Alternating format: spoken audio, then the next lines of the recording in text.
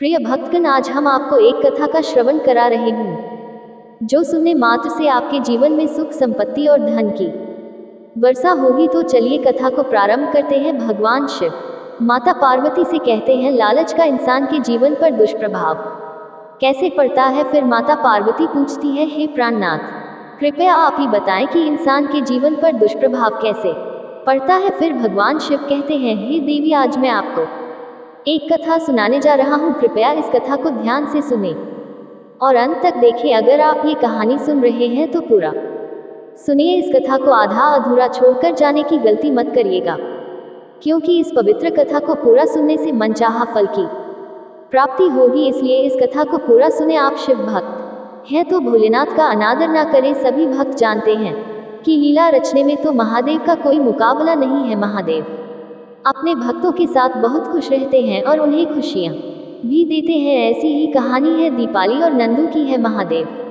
को एक साधारण बालक का रूप धरकर आना पड़ा और स्कूल भी जाना पड़ा ताकि वे दीपाली और नंदू की खुशियों का हिस्सा बन सके। उज्जैन गांव में दीपाली और नंदू रहते थे। दोनों की शादी को 5 साल हो चुके थे, लेकिन उनकी कोई संतान नहीं थी। दीपाली और नंदू दोनों महादेव के परम भक्त थे। वे रोज अपने घर में शिवलिंग को स्नान कराते, उन्हें तैयार करते, भोग लगाते और उनकी पूजा करते। नंदू गांव के मुखिया जी के खेतों में काम करता था। नंदू के काम पर जाने के बाद दीपाली का सारा समय महादेव के साथ बीता। वह उनका आराधन करती, उनके लिए तरह तरह के पकवान बनाती और उन्हें खिलाती। खाओ खाओ मेरे महादेव, आज मैंने आपके लिए खीर पूरी बनाई है। आपको खीर पसंद है ना? लो खा लो, कल मैं आपके लिए अपने हाथों से ताज़ा फिर खीर बनाऊंगी और आपको खीर का भोग लगाऊंगी। खीर का नाम सुनते ही महादेव ने सारी खीर चटपट खा ली। दीपाली जब अपने हाथ में खीर लेकर महादेव के मुंह के पास ले जाती तो खीर अपने आप कहीं गायब हो जाती। दीपाली ने देखा कि महादेव के मुंह में खीर लगी हुई थी। इसी तरह दीपाली जो भी महादेव को खिलाती वे बड़े प्यार से खा लेते थे। मेरे महादेव, क्या तुम नहीं चाहते कि हमारे आंगन में सचमुच आपका रूप खिले? मेरी सुनी गोद कब भरेगी? बोलो, आप तो देवों के देव महादेव हैं। आप चिंता मत करो, आपकी जगह कोई नहीं लेगा, लेकिन मेरे सिर से बांझ का कलंक हटा दो। इसी तरह दीपाली महादेव से बातें करती और उनसे संतान प्राप्ति के लिए प्रार्थना करती। नंदू भी महादेव का बहुत ख्याल रखता था। वह जब भी बाहर से आता महादेव के लिए कुछ ना कुछ जरूर लाता था। दीपाली, ये लो, मैं महादेव के लिए बेलपत्र लाया हूँ। महादेव को भांग और बेलपत्र बहुत पसंद है। नंदू, हाँ, कल उन्हें भांग और बेलपत्र का भोग लगाना है। मेरे महादेव को खीर भी बहुत पसंद है। देखो कैसे खुशी के मारे मुस्कुरा रहे हैं। दीपाली और नंदू जैसे भक्त भाग्यशाली थे और महादेव भी बहुत खुश थे। उन्होंने नंदू और दीपाली को अपना आशीर्वाद दिया और दीपाली की इच्छा पूरी हो गई। कुछ ही दिनों के बाद दीपाली के पैर भारी हो गए और 9 माह के बाद उसने एक सुंदर बेटे को जन्म दिया। यह महादेव के आशीर्वाद से हुआ है। हम इसका नाम शिवाय रखेंगे। आपका बहुत बहुत धन्यवाद। महादेव की कृपा से मेरी गोद भर गई। अब दीपाली और नंदू महादेव का पहले से भी ज्यादा ध्यान रखने लगे। समय बीतता गया। दीपाली और नंदू का बेटा शिवाय भी धीरे धीरे बड़ा होने लगा। शिवाय रोज नंदू और दीपाली को महादेव की सेवा करते हुए देखता। एक दिन उसने पूछा, माँ, ये कौन है? तुम इन्हें रोज नहलाती हो, खिलाती हो, सुलाती हो, क्या ये सब काम ये खुद नहीं कर सकते? बाबा भी इनके लिए रोज कुछ ना कुछ लेकर आते। जो चीज़ मेरे लिए आती है वह इनके लिए भी आती है। आखिर कौन है ये? शिवाय माँ ने जवाब दिया, बेटा, यह महादेव है। ये तेरे बड़े भाई हैं। जैसे मैं तेरे लिए सब कुछ करती हूँ, वैसे ही तेरे भाई के लिए भी सब कुछ करती हूँ। शिवाय ने खुश होकर कहा, अच्छा, फिर तो मैं उनके साथ खेल सकता हूँ ना? माँ ने मुस्कुराते हुए कहा, हाँ, तुम इनके साथ खेल सकते हो। शिवाय बहुत खुश था कि उसे खेलने के लिए एक भाई मिल गया है। अब शिवाय रोज महादेव के साथ खेलता, उन्हें अपने साथ खाना खिलाता और अपने साथ सुलाता था। शिवाय का प्रेम देखकर महादेव भी बहुत खुश थे। उन्हें भी शिवाय का साथ अच्छा लगने लगा था। धीरे धीरे शिवाय बड़ा हो रहा था। एक दिन शिवाय के बाबा ने कहा, हमारा शिवाय 4 साल का हो गया है, अब इसका एडमिशन स्कूल में करवा दो। दीपाली ने कहा, गांव के सरकारी स्कूल में कल ही शिवाय का एडमिशन करवा दूंगी। दूसरे दिन नंदू ने शिवाय का एडमिशन स्कूल में करवा दिया। शिवाय अब स्कूल जाने लगा था। स्कूल जाने से पहले उसने अपने स्कूल बैग में महादेव को रख लिया। शिवाय की माँ ने कहा, शिवाय बेटे, महादेव को यहीं रहने दो, शिवाय ने जवाब दिया। माँ, मैं महादेव के बिना कैसे रहूंगा, वहाँ मेरा मन नहीं लगेगा, माँ ने समझाया। शिवाय, बेटे शाम को जब घर आओगे तब महादेव के साथ खूब खेलना, लेकिन अभी स्कूल में पढ़ाई करनी है, शिवाय ने कहा। माँ, तुमने कहा था कि महादेव मेरे बड़े भाई हैं, अगर मैं स्कूल जा सकता हूँ तो महादेव क्यों नहीं, माँ ने समझाया। क्योंकि महादेव को स्कूल जाने की कोई जरूरत नहीं है, वे बहुत ज्ञानी और विद्वान है, दीपाली ने शिवाय को समझाकर स्कूल तो भेज दिया, लेकिन शिवा का पढ़ाई में मन ही नहीं लगता था। वह स्कूल में बैठकर सिर्फ महादेव को याद करता था। इस तरह शिवाय परीक्षा में फेल होने लगा, जिससे नंदू और दीपाली परेशान रहने लगे। दीपाली मन ही मन महादेव से प्रार्थना करने लगी, हे महादेव, मेरे शिवाय को न जाने क्या हो गया है, वह पढ़ाई करता ही नहीं है, आप ही कुछ करो ना प्रभु, आपके पास तो सारी मुश्किलों का हल है। महादेव दीपाली की प्रार्थना सुनकर मुस्कुराए। दूसरे दिन जब शिवाय स्कूल जाने के लिए घर से निकला तो रास्ते में महादेव एक साधारण बालक के भेष में शिवाय के पास आए और बोले, क्या तुम मेरे साथ खेलोगे? शिवाय ने जवाब दिया, नहीं, मैं महादेव के अलावा किसी के साथ नहीं खेलता। लेकिन तुम कौन हो? शिवाय ने पूछा। मेरा नाम भोला है, मैं पास के जंगल में रहता हूँ, क्या तुम मुझे अपने साथ स्कूल ले चलोगे? शिवाय ने कहा, मैं तुम्हें अपने साथ स्कूल तो नहीं ले जा सकता, लेकिन मेरा पढ़ने में बिल्कुल भी मन नहीं लगता है, क्या तुम मेरे बदले में स्कूल जा सकते हो? भोला ने कहा, हाँ, क्यों नहीं, मैं तुम्हारी जगह पर स्कूल जा सकता हूँ, लेकिन तुम ये बात किसी को मत बताना। शिवाय ने जवाब दिया, ठीक है, मैं किसी को नहीं बताऊंगा। भोला ने अपने चमत्कार से शिवाय का रूप धारण कर लिया। शिवाय ये देखकर बहुत खुश हो गया कि उसे अब स्कूल जाकर पढ़ाई नहीं करनी पड़ेगी। उसने ने भोला को अपना भारी बस्ता पकड़ दहाते हुए कहा, ये लो, यह मेरा स्कूल बैग है, इसे लेकर स्कूल चले जाओ, तब तक मैं यहाँ खेलता हूँ, ठीक है? ये कुछ खिलौने हैं, इन्हें रख लो और इन्हीं के साथ खेलना। शिवाय के रूप में महादेव पीठ पर स्कूल का भारी बस्ता लादकर स्कूल की तरफ चल दिए। सारा दिन उन्होंने स्कूल में पढ़ाई की। स्कूल में मास्टर जी जो भी पढ़ाते, महादेव खूब मन लगाकर पढ़ते। बोलो बच्चों, आ से अनार, आ से आम, आ से अनार, आ से आमी, से इमली, ई से ईकी, से इमली। अरे वाह शिवाय, आज तो तुम्हें एक बार में सब कुछ समझ आ गया। अब मास्टर जी को क्या पता था कि असल में शिवाय कौन है। महादेव मन मन मुस्कुराते और दिन भर पढ़ाई करते। मास्टर जी की सिखाई हुई हर चीज़ उन्हें याद हो जाती। वह दूसरे बच्चों की भी पढ़ाई में मदद करने लगे और लंच के समय में अपने बस्ते से खाना निकाल भर पेट खाते। वह दूसरे बच्चों के साथ खेलते भी थे। शाम को जब वह स्कूल से लौटे तो उन्होंने शिवाय को वह सब पढ़ाया जो उन्होंने स्कूल में पढ़ा था। बोलो शिवाय, आ से अनार, आ से आम, आ से अनार, आ से आम, ई से इमली, ई से ईकी, से इमली, ई से ई। महादेव के चमत्कार से शिवाय को सारी पढ़ाई समझ में आने लगी और उसका पढ़ने में मन लगने लगा। अब रोज यही होता। शिवाय जंगल में बैठकर खिलौनों से खेलता और महादेव उसका रूप धरकर स्कूल चले जाते। जब वो स्कूल से लौटते तो शिवाय को सब कुछ पढ़ाते। धीरे धीरे शिवाय बहुत होनहार हो गया। महादेव की पढ़ाई हुई सारी बातें उसे जुबानी याद रहने लगी। इसी तरह समय बीतता गया और शिवाय बड़ा होने लगा, लेकिन अब भी महादेव उसका रूप धरकर स्कूल जाते और पढ़ाई करते। शिवाय सिर्फ परीक्षा देने स्कूल जाता। शिवाय के बाबा कहते, हमारा शिवाय अब बहुत होशियार हो गया है, महादेव के आशीर्वाद से इसका पढ़ने में खूब मन लगता है और अपनी कक्षा में अव्वल आता है। दीपाली कहती, यह सब महादेव की कृपा से ही हुआ है। शिवाय के बाबा, हम अपने शिवाय को आगे भी पढ़ाएंगे। धीरे धीरे शिवाय ने 10वीं की परीक्षा भी पास कर ली। वह पूरे गांव में अव्वल आया था। पढ़ाई के प्रति उसकी लगन देखकर उसके माता पिता उसे आगे पढ़ाना चाहते थे। शिवाय भी आगे पढ़ना चाहता था, लेकिन गांव में कॉलेज नहीं था।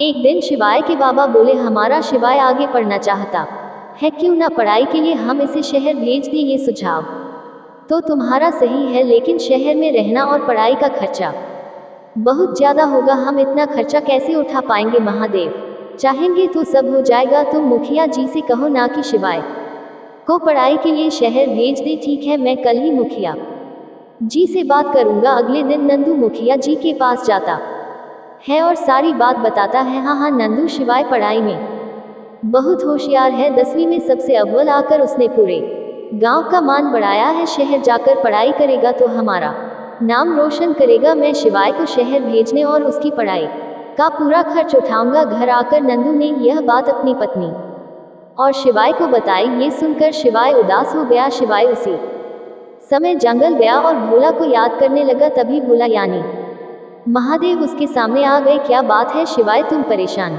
क्यों हो? क्या बताऊं भोला, माँ और बाबा मुझे आगे की पढ़ाई के लिए शहर भेजना चाहते हैं। ये तो बहुत अच्छी बात है, लेकिन अब मैं तुम्हारे साथ कैसे खेलूंगा? और शहर जाकर तो मुझे ही कॉलेज जाना पड़ दिएगा ना, तुम तो वहाँ नहीं होगे। शिवाय, मैं तो हर समय हर जगह तुम्हारे साथ हूँ। मतलब तुम कौन हो? मैं वही हूँ जिसकी याद में तुम पढ़ाई नहीं करते थे, तुम्हारा भाई महादेव। और इतना कहते ही भोला यानी महादेव अपने असली रूप में आ जाते हैं अपने सामने। साक्षात महादेव को देखकर शिवाय बहुत खुश हो जाता है। महादेव, आप शहर में भी मेरे साथ रहोगे ना? मेरे साथ कॉलेज चलोगे ना?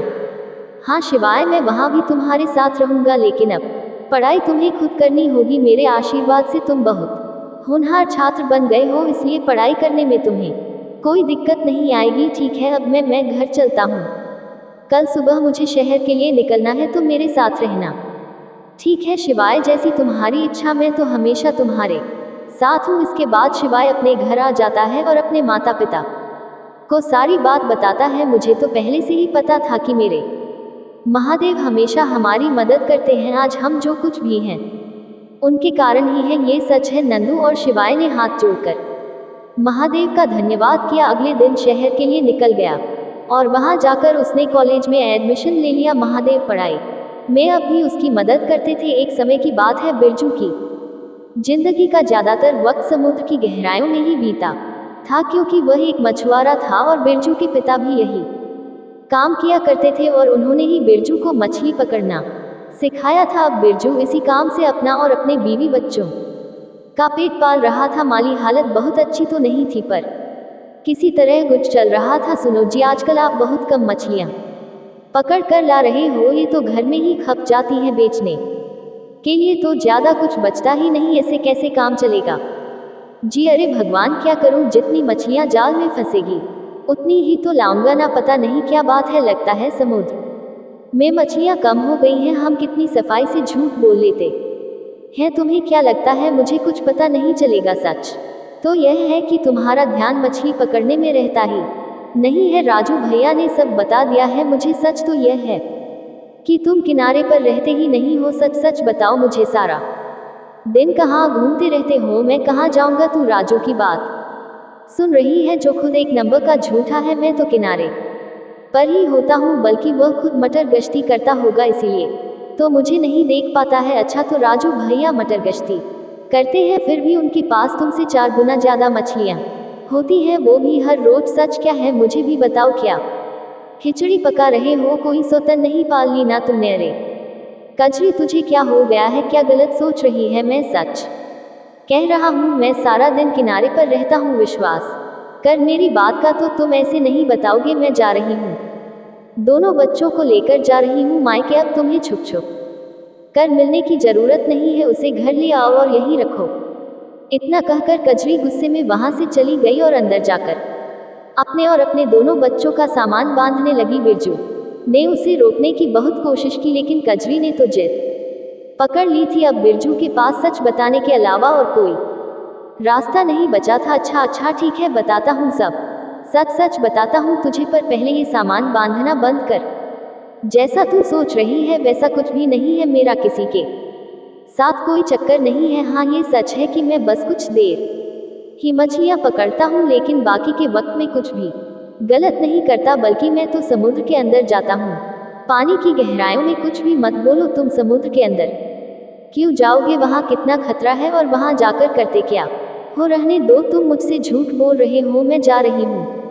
अरे अरे, तू रुक तो सही, ठहर जा। मेरे पास कुछ है जिसे देखकर तुझे मेरी बात पर भरोसा हो जाएगा। बिरजू फौरन अपने कमरे में जाता है और वहां से एक पोटली लेकर आता है। उस पोटली के अंदर एक बड़ा और बहुत ही चमकीला मोती था, जिसे देखकर कजरी चौंक जाती है। ये कहाँ से मिला तुम्हें? यह वही खास मोती है जिसके चर्चे इस वक्त हर तरफ हो रहे हैं। ये मोती बहुत ही कीमती है और मैं इसे खुद ढूंढ कर लाया हूँ, लेकिन ये तुम्हें कैसे मिल गया? इसके पीछे तो ना जाने कितने लोग हैं। मैंने सुना है शहर से एक बड़ा जहाज आया हुआ है और उसमें बड़े बड़े लोग आए हैं अपनी बड़ी बड़ी मशीनों के साथ इसी मोती की तलाश में है, पर उन्हें ये नहीं मिला क्योंकि वह समुद्र के बारे में कुछ नहीं जानते।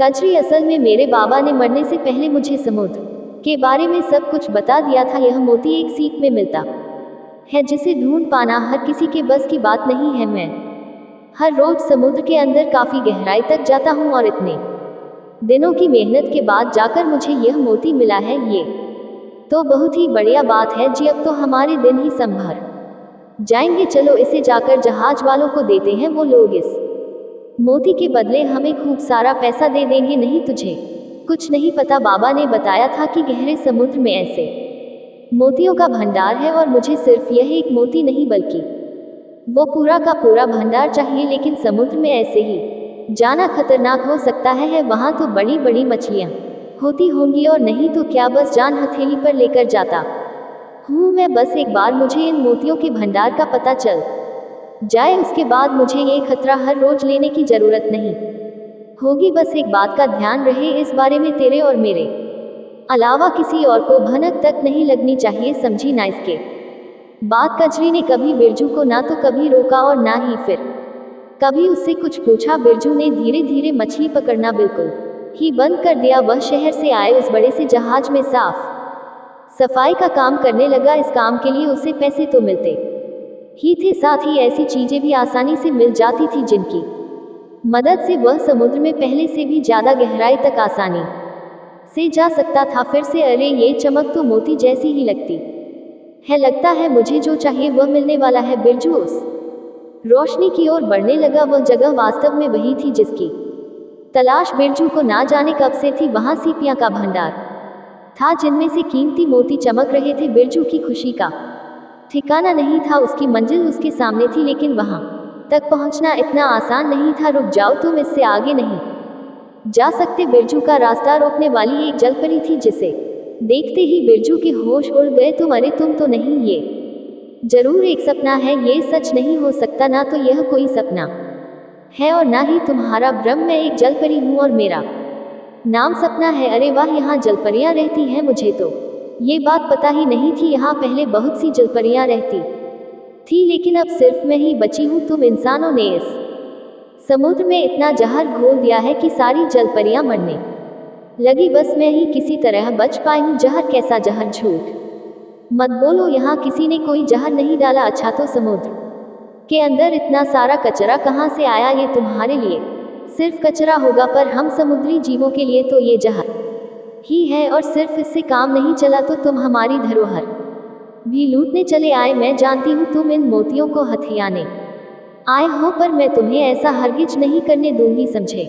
सपना, मैं मानता हूँ कि हम इंसान अपने लालच के आगे किसी का भला बुरा नहीं देखते, लेकिन मेरा यकीन करो, मैं बाबा की इंसानों जैसा बिल्कुल भी नहीं हूँ। मैं तो बस इन मोतियों के भंडार को एक बार देखना चाहता था। अगर ऐसा है तो अब तुम्हारी इच्छा पूरी हो गई होगी। अब जाओ, वापस चले जाओ।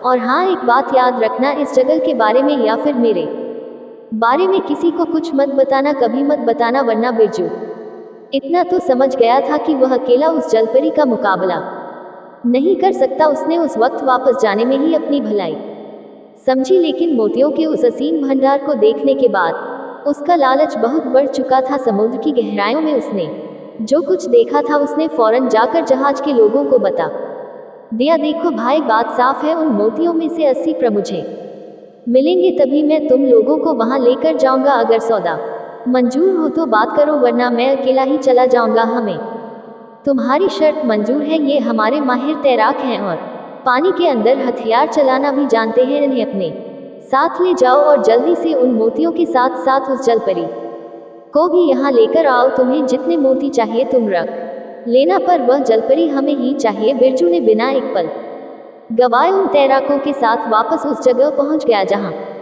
उसने सपना और उन मोतियों को देखा था। यह वही जगह है, उसने कहा, लेकिन अब वहां कुछ नहीं था। वो कहाँ गई? और वो मोती पिछले 5 घंटों से इधर उधर घुमा रहा है। सच सच बता, तो हम सबको पागल तो नहीं बना रहा? नहीं, मैं सच कह रहा हूँ, यही जगह थी। लगता है सपना को मुझ पर शक हो गया होगा और उसने ही यह सब किया है। चलो रे, यह पागल है और हमें भी पागल बना रहा है। यहाँ कुछ भी नहीं है, ना कोई सपना और ना ही कोई मोती। सभी तैराक किनारे पर वापस आ गए, लेकिन बिरजू समुद्र में ही सपना और मोतियों की तलाश में घूमता रहा। तैरते तैरते वह काफी दूर निकल आया। तभी अचानक, बचाओ, कोई बचाओ मुझे। सपना, तुमने मुझे बचाया? हाँ, क्योंकि मैं तुम्हारी तरह नहीं हूँ। मुझे मालूम था कि तुम वापस जरूर आओगे। तुम्हारे लालच को मैंने तुम्हारी आंखों में देख लिया था, इसलिए सारे मोतियों के साथ मैं वहां से चली गई। मैं चाहती तो तुम्हें तुम्हारे की सजा अभी दे सकती थी, लेकिन सच तो यह है कि तुम इंसान भले ही हम समुद्री जीवों से कितनी भी दुश्मनी निभाओ, लेकिन हम तुम्हां जैसे नहीं है। मुझे माफ कर दो सपना, मुझसे बहुत बड़ी गलती हो गई। मुझे एहसास हो गया है कि लालच में आकर मैं कितनी बड़ी गलती करने जा रहा था। मैं तुमसे वादा करता हूँ कि अब कभी यहाँ दोबारा नहीं आऊँगा, ना अकेले और ना ही किसी के साथ। इतना कहकर बिरजू वापस किनारे की तरफ तैरने लगा। सपना ने ना तो उसे रोका और ना ही उससे कुछ कहा, क्योंकि जैसे पहले उसने बिरजू की आंखों से उसका लालच पहचान लिया था, ठीक वैसे ही अब उसका पछतावा और उसके वादे की सच्चाई को भी वह समझ गई थी। उसी गांव में बलदेव एक गरीब मछुआरा था। अब उसकी उम्र काफी हो चुकी थी। बच्चे भी अपने अपने परिवार के साथ अलग रहने लगे थे। बलदेव का शरीर कमजोर हो चला था, इसलिए वह अब मछलियां पकड़ने भी समुद्र में नहीं जा पाता था। वह समुद्र के किनारे पर ही मछलियां पकड़ने के लिए चला जाता था। एक रोज उसने कहा, रूपाली, मैं जरा समुद्र किनारे होकर आता हूँ, शायद कुछ मछलियां मिल जाएं तो बेचकर पैसे आ जाएंगे। रूपाली ने कहा, तुम भी कहाँ तक मेहनत करोगे जी, अब तुम्हारी भी तो उम्र हो चली है। आज बच्चों का सहारा होता तो हम भी आराम से 2 वक्त की रोटी खा रहे होते। बलदेव ने कहा, रूपाली, बेटों का नाम मेरे सामने ना ही ले तो अच्छा है। उन दोनों ने आज तक हमारी कोई खबर नहीं ली है। पिछले 3 साल से एक बार भी मिलने नहीं आए। दोनों कह रहे थे, चलो मैं आऊँ थोड़ी देर में। बलदेव का नसीब खराब हो गया, और जब गरीब का नसीब खराब हो तो सब कुछ गलत ही होता है। बलदेव अभी समुद्र के किनारे पहुंचा ही था कि अचानक, अरे बलदेव, क्या हुआ? लगता है बेहोश हो गया। भाइयों, इसे उठाओ और इसकी झोपड़ी तक ले चलो। क्या हुआ, क्या हुआ भैया? इनको पता नहीं। समुद्र के किनारे मछलियां पकड़ते हुए अचानक बेहोश होकर गिर गया। बलदेव को शायद होश आ रहा है पता नहीं भैया। अचानक आंखों के आगे अंधेरा आया और मैं गिर पड़ा। उसके बाद मुझे कुछ याद नहीं। सुनो जी, तुम आराम करो और अभी कुछ दिन समुद्र किनारे जाने की कोई जरूरत नहीं है। भगवान का लाख लाख शुक्र है कि कुछ नहीं हुआ, तुम ठीक हो। पर रूपाली, अगर मैं समुद्र किनारे मछलियां पकड़ने नहीं गया तो हमारा गुजारा कैसे होगा? तुम चिंता मत करो, जब तक तुम ठीक नहीं हो जाते तब तक मैं समुद्र किनारे मछलियां पकड़ने जाऊंगी। पर रूपाली, अब तो तुम्हारी भी उम्र हो चली है, कैसे जाओगी? सुनो जी, उम्र भले ही कितनी हो जाए, पर इंसान की हिम्मत कभी नहीं बदलती। इंसान का विश्वास वैसे का वैसा ही रहता है जैसा उसने सोचा होता है। एक बार कोशिश कर लेने में क्या जाता है। मैं कल सुबह ही मछलियां पकड़ने समुद्र किनारे जाऊंगी और तुम कुछ दिन आराम करो। रूपाली टोकरा और मछली पकड़ने का जाल लेकर समुद्र किनारे निकल पड़ती है। रूपाली पूरा दिन जाल लेकर समुद्र किनारे बैठी रहती है, पर उसके जाल में एक भी मछली नहीं फंसती। तभी किशन नाम का एक मछुआरा कहता है, अरे रूपाली ताई, जितनी मर्जी कोशिश कर लो, तुम्हारे जाल में मछली नहीं फंसने वाली। यह हम जैसे सालों से मछली पकड़ने वाले मछुआरों का ही काम है, तुम्हारे बस की बात नहीं है ताई। घर वापस चली जाओ और जाकर रोटी बनाओ। रूपाली निराश होकर घर वापस लौट आती है। बलदेव उसे कहता है, निराश क्यों होती हो रूपाली? कोई बात नहीं, आज कई वर्षों बाद तुमने मछली पकड़ने का काम किया है, कल दोबारा कोशिश करना। मुझे पता है तुम कर सकती हो, तुम इस काम में जरूर सफल होगी। तुम सही कह रही हो, मैंने हिम्मत नहीं हारी।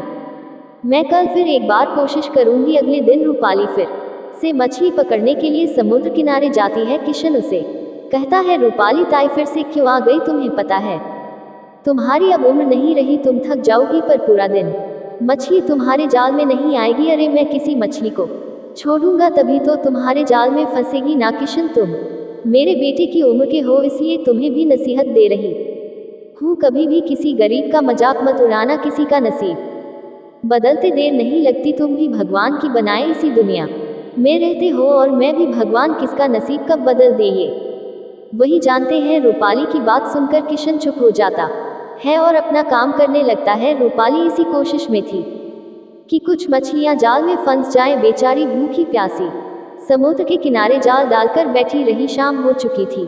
सभी मछुआरे अपने घर जा रहे थे। रूपाली निराश होकर लौटने लगती है। तभी उसे लगता है कि कोई मछली जाल में फंसी है और हरकत हो रही है। देखो तो सही, हाँ ये तो सचमुच एक बड़ी मछली फंसी है। जल्दी से इसे बाहर निकालती हूँ। रूपाली जाल में एक बड़ी मछली को देखकर बहुत खुश होती है और उसे जाल से बाहर निकालने लगती है। तभी मछली बोलती है, मुझे छोड़ दो, मेरे 2 छोटे बच्चे मेरा इंतजार कर रहे होंगे। अगर मैं उनके पास समय पर नहीं गई तो वे भूखे मर जाएंगे। मैं उनके लिए खाना लेने निकली थी, मुझे लगा रात हो चुकी है। सभी मछुआरे अपने घर जा चुके होंगे, इसीलिए मैं समुद्र के किनारे पर भोजन तलाशने आ गई थी। मुझे नहीं पता था कि तुम यहाँ पर अभी भी रुकी हुई हो। तुम्हारी बहुत कृपा होगी अगर तुम मुझे छोड़ दोगी, लेकिन अगर मैंने तुम्हें छोड़ दिया तो हमें आज फिर भूखा सोना पड़ेगा। पिछले 3 दिन से मैं समुद्र किनारे पर आती हूँ पर खाली हाथ ही लौट जाती हूँ। आज बहुत दिनों के बाद तुम मेरी पकड़ में आए हो, पर मैं तुम्हारे साथ भी इतनी निर्दयता नहीं कर सकती, इसलिए मैं समुद्र के किनारे पर भोजन तलाशने आ गई थी। मुझे नहीं पता था कि तुम यहाँ पर अभी भी रुकी हुई हो। तुम्हारी बहुत कृपा होगी अगर तुम मुझे छोड़ दोगी, लेकिन अगर मैंने तुम्हें छोड़ दिया तो हमें आज फिर भूखा सोना पड़ेगा। पिछले 3 दिन से मैं समुद्र किनारे पर आती हूँ पर खाली हाथ ही लौट जाती हूँ। आज बहुत दिनों के बाद तुम मेरी पकड़ में आए हो, पर मैं तुम्हारे साथ भी इतनी निर्दयता नहीं कर सकती। तुम्हारी बहुत कृपा होगी अगर तुम मुझे छोड़ दोगी, लेकिन अगर मैंने तुम्हें छोड़ दिया तो हमें आज फिर भूखा सोना पड़ेगा। पिछले 3 दिन से मैं समुद्र किनारे पर आती हूँ पर खाली हाथ ही लौट जाती हूँ। आज बहुत दिनों के बाद तुम मेरी पकड़ में आए हो, पर मैं तुम्हारे साथ भी इतनी निर्दयता नहीं कर सकती। मैं तुम्हारे बच्चों की खातिर तुम्हें आज़ाद करती हूँ। तुम्हारा बहुत बहुत शुक्रिया, तुमने मुझे छोड़ दिया। अब मैं अपने बच्चों के पास जा सकती हूँ। रूपाली, तुम बहुत ही दयालु हो, तुम्हारा मन बहुत ही कोमल है। तुमने मुझे छोड़ दिया, मैं भी तुम्हारी मदद करना चाहती हूँ। ये लो रूपाली, यह एक जादुई जाल है। तुम इसे जब भी समुद्र में फेंकोगी तो ढेरों मछलियाँ इस जाल में अपने आप फंस जाएंगी। तुम आराम से अपने पति के साथ जीवन व्यतीत करो।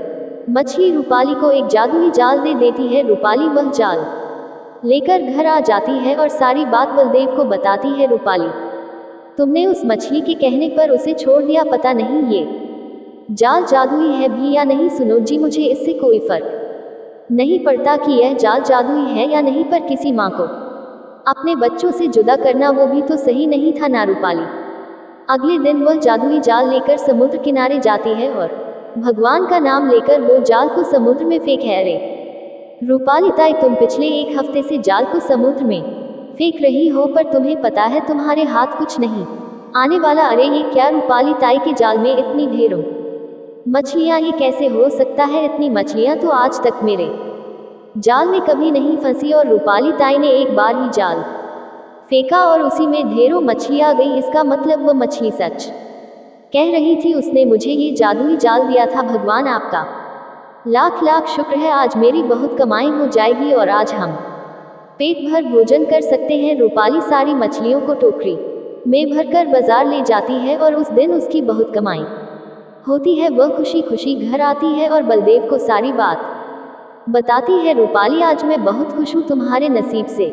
आज हमें भरपेट भोजन खाने को मिल रहा है। तभी किशन चोरी चोरी बलदेव और रूपाली की सारी बातें सुन लेता है और रात में जब बलदेव और रूपाली सो रहे होते हैं, वह जादुई जाल को बदल देता है और उसकी जगह मामूली जाल रख देता है। अब देखता हूँ रूप वाली ताई कैसे जादुई जाल से मछलियाँ पकड़ती है। अब ये जादुई जाल मेरा है और समुद्र की सारी मछलियाँ भी मेरी ही होंगी। अगले दिन रूपाली जब जाल को लेकर समुद्र किनारे पहुँचती है तो दोबारा उसके जाल में मछलियाँ नहीं फंसती। ये देखकर किशन हंसने लगता है और वह जादुई जाल को समुद्र में फेंकता है। लगता है जादुई जाल ने अपना काम कर दिया। मेरे जाल में बड़ी मछली फंसी है। अरे ये तो बड़ी शार्क है, यह मुझे काट रही है। अब मैं क्या करूं? कोई मुझे बचाओ, ये शार्क मुझे काट रही है। ये जाल मेरे हाथ से क्यों नहीं छूट रहा है? ये तो मेरे हाथ में ही फंसा जा रहा है।